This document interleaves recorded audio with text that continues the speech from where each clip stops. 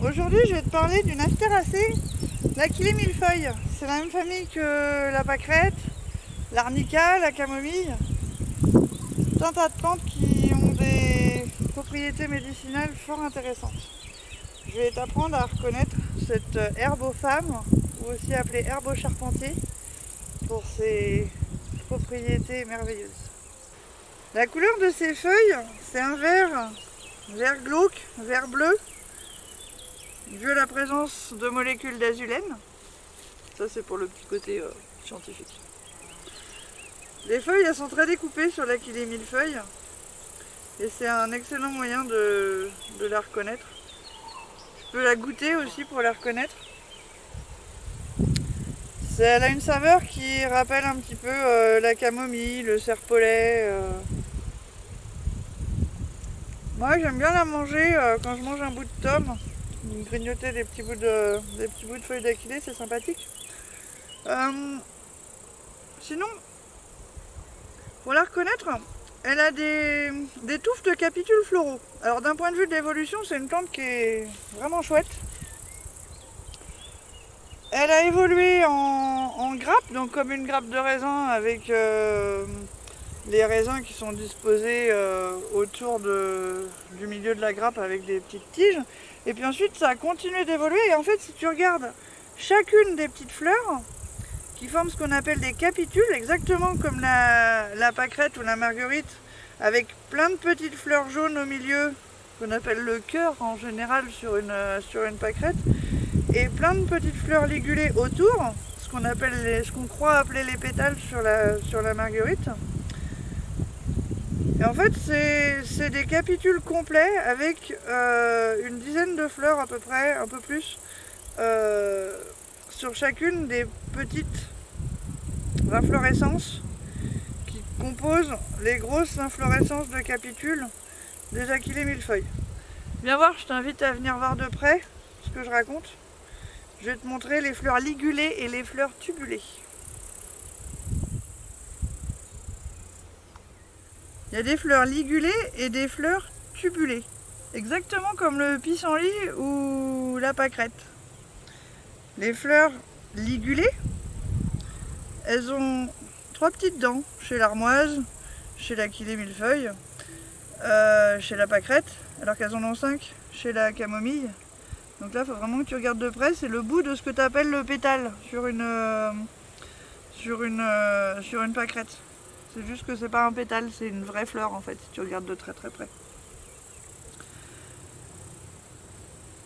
Les fleurs tubulées, donc sur la pâquerette, c'est celles qui sont au milieu.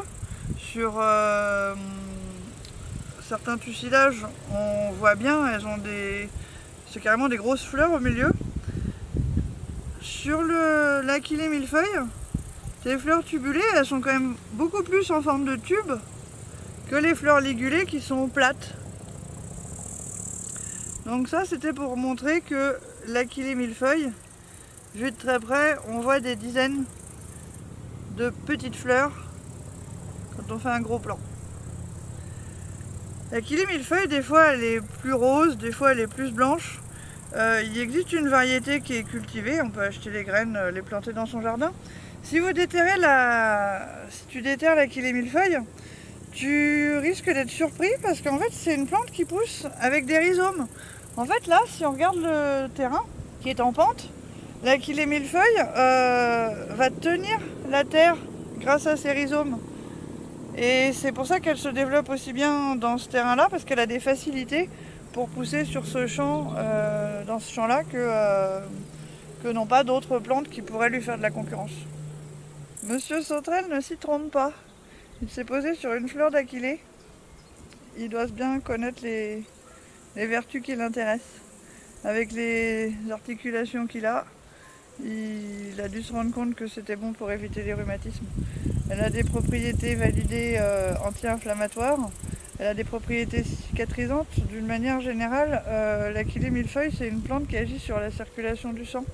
C'est pour ça que les personnes qui sont traitées ou qui ont un traitement anticoagulant ou pour le cœur doivent éviter de faire des cures d'Achillée millefeuille. Tu peut faire une infusion de temps en temps d'Achille millefeuille pour le plaisir, mais il faut éviter d'en faire une cure parce que ça peut avoir un impact sur l'ensemble des fluides de ton corps.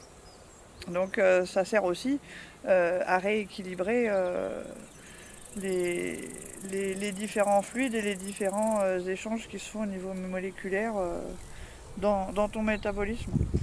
Monsieur Sauterelle, est-ce qu'il t'a dit qu'elle était bonne pour le système digestif aussi? Parce que comme elle est amère, elle active les glandes de l'appareil digestif.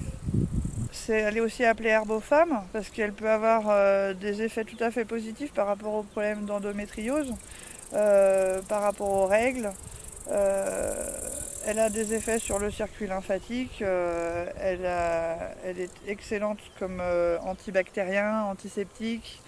C'est vraiment la panacée.